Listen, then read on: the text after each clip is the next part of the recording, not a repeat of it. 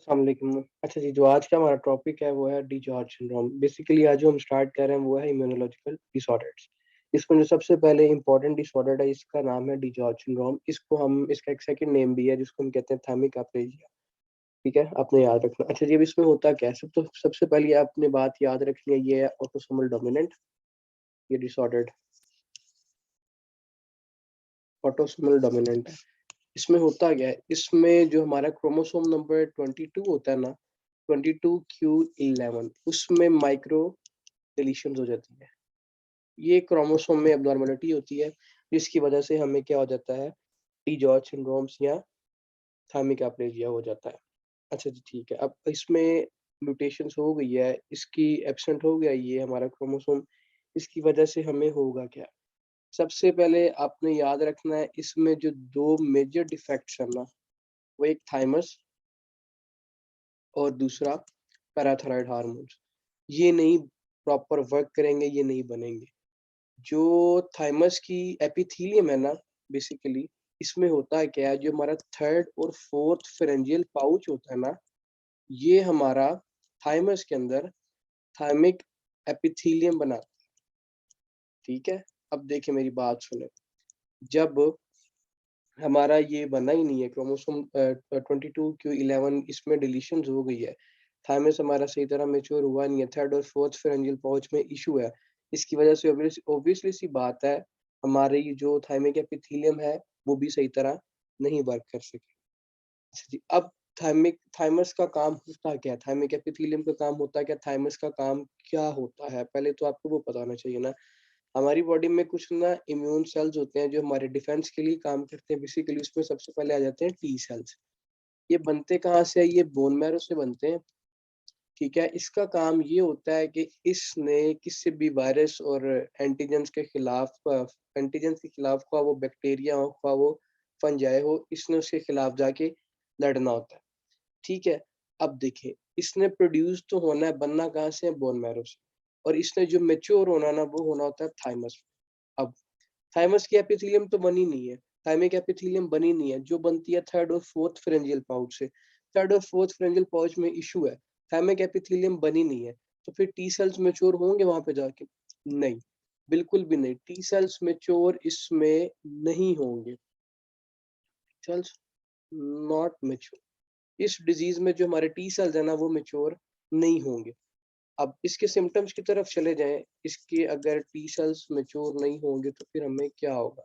एक और बात आपको बताता चलूं, इसमें जो हमारा पैराथायरॉयड हार्मोन है ना, इसकी वजह से, इस एपिथेलियम की वजह से, इस सिंड्रोम की वजह से हमारा पैराथायरॉयड हार्मोन भी सही तरह वर्क नहीं कर सकता। ठीक है, आपको ये भी बात पता होनी चाहिए। अब हमें रिकरेंट इन्फेक्शन होगा, उसमें क्या क्या आ सकता है? उसमें हमारा वायरल इन्फेक्शन आ सकता है, उसमें हमारा बैक्टीरियल इन्फेक्शन आ सकता है, उसमें हमारा फंगल इन्फेक्शन आ सकता है। ठीक है, आपको ये पता होना चाहिए। ये हमारे सिम्टम्स होते हैं। अगर हमारा पैराथायरॉयड हार्मोन ऑब्वियसली इसमें इन्वॉल्व होगा, उसकी वजह से क्या होगा, हमारी बॉडी में कैल्शियम का लेवल क्या हो जाएगा, डिक्रीज।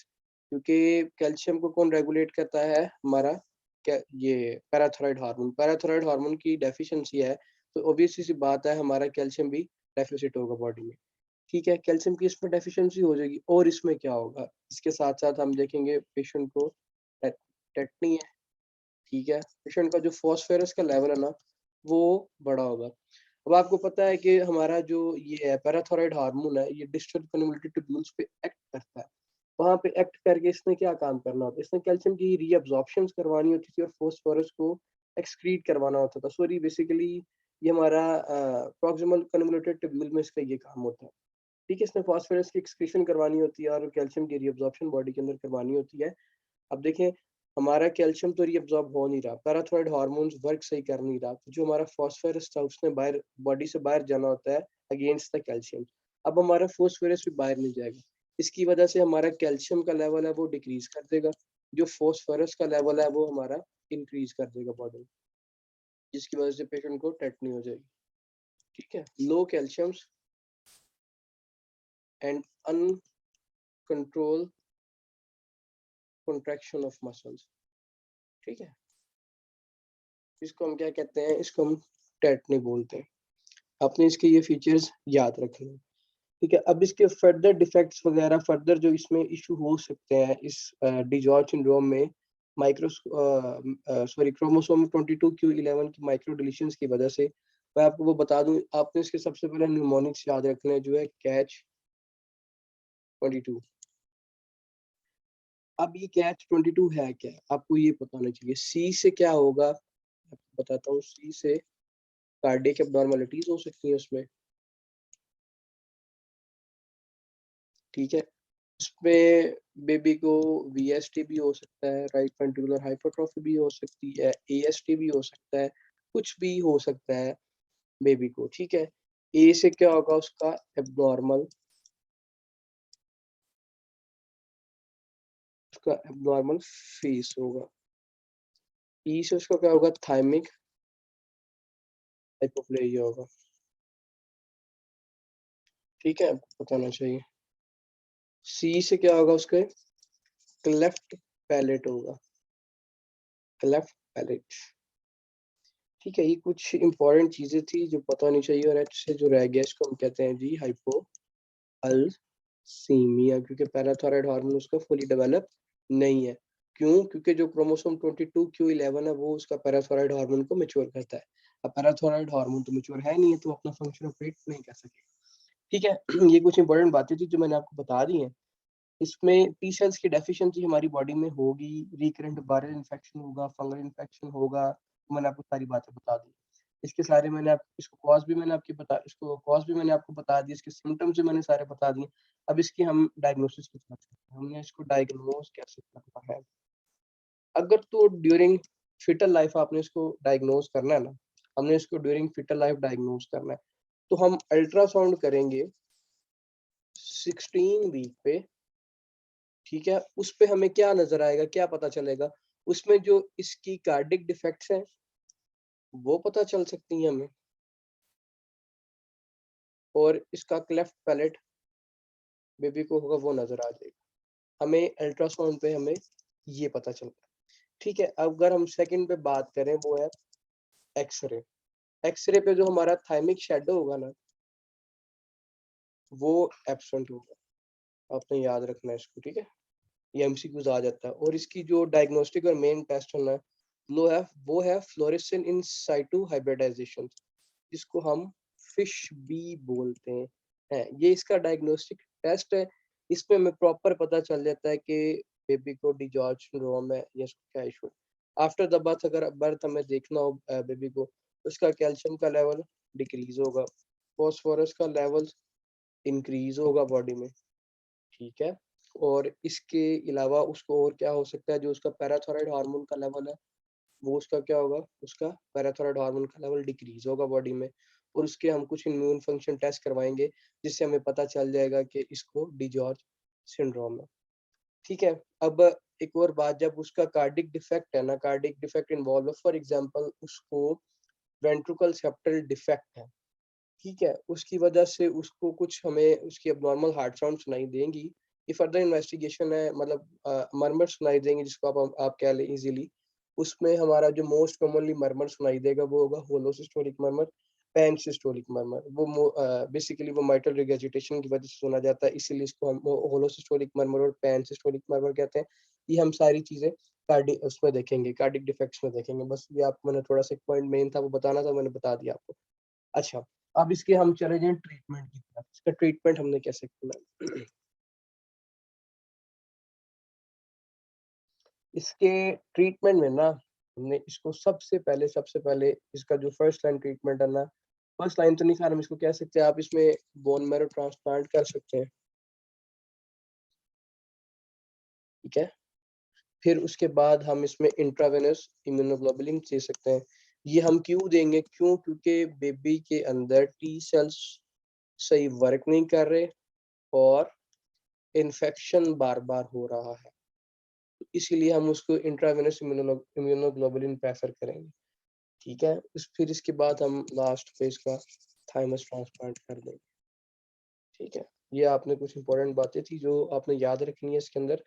और इसको इस सारे डिफेक्ट को ना कैच 22 को हम एक और नाम देते हैं, इसको हम कहते हैं वेलोकार्डियल सिंड्रोम भी इसको कहते हैं। क्या कहते हैं? वेलोकार्डियल सिंड्रोम, ठीक है। मैं इस सारे को एक दफ़ा दोबारा रिपीट कर देता हूँ। डी-जॉर्ज सिंड्रोम होता क्या है? D-George syndrome basically autosomal dominant defect है। क्रोमोसोम नंबर 22 q11 में इसका डिफेक्ट होता है, माइक्रो डिलीशन हो जाती है इस क्रोमोसोम्स की, ठीक है? जिसकी वजह से हमारा थाइमस नहीं बनता और हमारा पैराथायरॉइड हार्मोन फुली एक्टिव नहीं होता, वर्क नहीं करता। ये होता क्यों है? क्योंकि हमारा जो 3rd और 4th प्रेफरेंशियल पाउच होता है ना, वो थाइमस में बनता नहीं है। 3rd और 4th फेरेंजियल पाउच का काम क्या होता है? 3rd और 4th इसका फेरेंजियल पाउच का काम ये होता है, इसने थाइमिक की एपिथेलियम बनानी होती है। देखिए अब ये तो बना ही नहीं, इसकी वजह से थाइमिक एपिथेलियम बनेंगे नहीं। टी सेल का काम क्या होता है? वहाँ पे जाके मैच्योर होना थाइमस के अंदर। टी सेल वहाँ जाके मैच्योर नहीं हो सकेंगे फुली, ठीक है? इसकी वजह से जो हमें सिम्पटम्स आएँगे, हमें बार-बार रिकरेंट इन्फेक्शन होगा, वायरल होगा, बैक्टीरियल होगा, फंगल इन्फेक्शन होगा बार-बार।